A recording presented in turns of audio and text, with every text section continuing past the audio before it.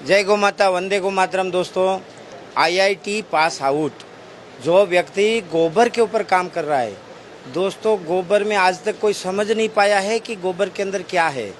अभी इन्होंने क्या बताया मैं तो समझ भी नहीं पाया। हम उसी से ही समझने का प्रयास करते हैं। अपना नाम, क्वालिफिकेशन और क्या करते हैं? मैं डॉक्टर सत्यप्रकाश वर्मा, आईआईटी बॉम्बे से ग्रेजुएट और पीएचडी, और यूएस से मेरी सेकंड पीएचडी है। जैसे सर ने कहा कि अभी तक कोई समझ ही नहीं पाया कि गोबर में होता क्या है, तो मैं आपकी मुश्किल आसान कर देता हूँ। गोबर दो चीजों से मिलकर बनता है, एक होता है सेलुलोज और दूसरा होता है लिग्निन। मोटी भाषा में कहूँ तो ये लिग्निन गाय के गोबर का गोंद है और ये वो सेलुलोज है जिसे इस गोंद के साथ बांध देते हैं तो गोबर बन जाता है। हम यहाँ पर क्या कर रहे हैं, जैसे दूध फाड़ने की तकनीक होती है फर्मेंटेशन, और उससे दही बनाने के बाद आप 1000 प्रकार के उत्पाद बना सकते हैं। सेम उसी तरीके से यदि आप गोबर के दोनों तत्वों को अलग अलग कर लें तो इससे आप 1000 प्रकार के नए उत्पाद बता सकते हैं। क्या बात है।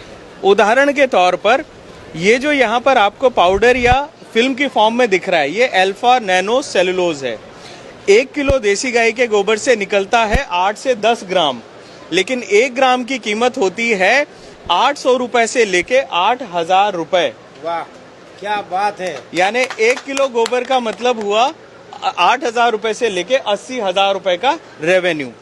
ये जो गाय के गोबर का गोंद या लिग्निन जिसे हम कहते हैं, इसकी कीमत होती है 45 रुपए से 50 रुपए किलो, और ये इस्तेमाल होता है आपकी प्लाईवुड इंडस्ट्री के लिए, जो चिपकाने वाला अधेसिव होता है उसके लिए।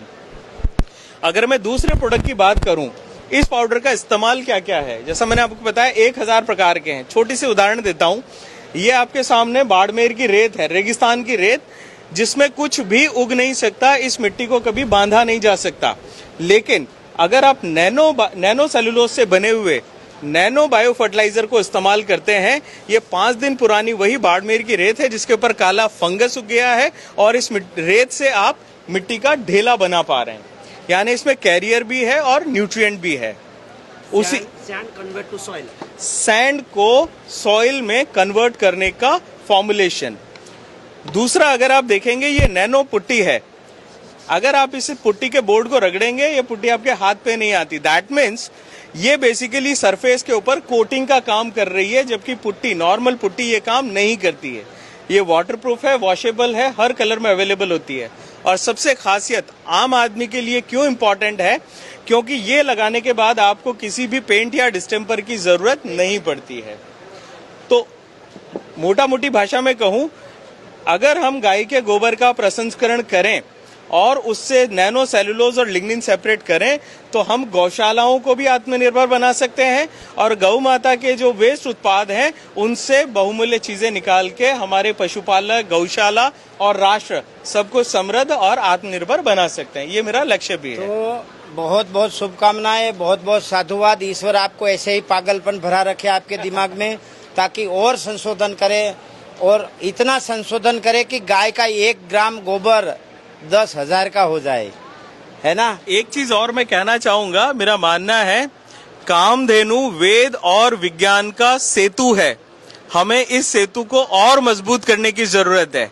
आध्यात्म अपनी जगह है, लेकिन उसका वैज्ञानिक जो अनुसंधान है उसके ऊपर भी काम करना चाहिए, और जब दोनों मिलकर काम करेंगे तो ऐसे ही मिराकुलस या चमत्कारिक प्रोडक्ट्स हमें मिलेंगे। Thank you. तो दोस्तों, मुझे तो आप लोग पागल कहते ही हो, क्योंकि मैं तो पढ़ा लिखा नहीं हूँ, फिर भी गाय के इसे उसमें घुस जाता हूँ और बोलता हूँ। लेकिन ये तो आईआईटी पास आउट बोल रहा है, अमेरिका में। हाँ, और अमेरिका में भी पीएचडी करके आया है। तो गाय सच में एक विज्ञान का स्वरूप है। यदि आपको उस स्वरूप को समझना है तो गाय के चरण में जाना पड़ेगा। गाय एक बहुत बड़ा अर्थ उत्पादन का भंडार है, गाय एक बहुत बड़ा रोजगारी का भंडार है। आपका संपर्क क्या है, नंबर क्या है आपका? 9599876530। आपकी वेबसाइट का नाम क्या है? gobarwala.com, GOBERWALA.com। ये गोबर वाला एक और पागल पागलों पे पागल। तो ये तो पूरा राजकोट का गोटेक है ना, वो ऐसे लोग आए हैं कि आप साइंस की परिभाषा को समझने के लिए यहाँ रूबरू आना पड़ेगा। इतने एक से बढ़कर एक विज्ञान को लेकर आए हैं और यही देश की सफलता है कि इस विषय को लेकर देश के युवा आगे बढ़े ताकि और जानकारी नहीं निकले। वंदे गो मातरम, भारत माता की जय।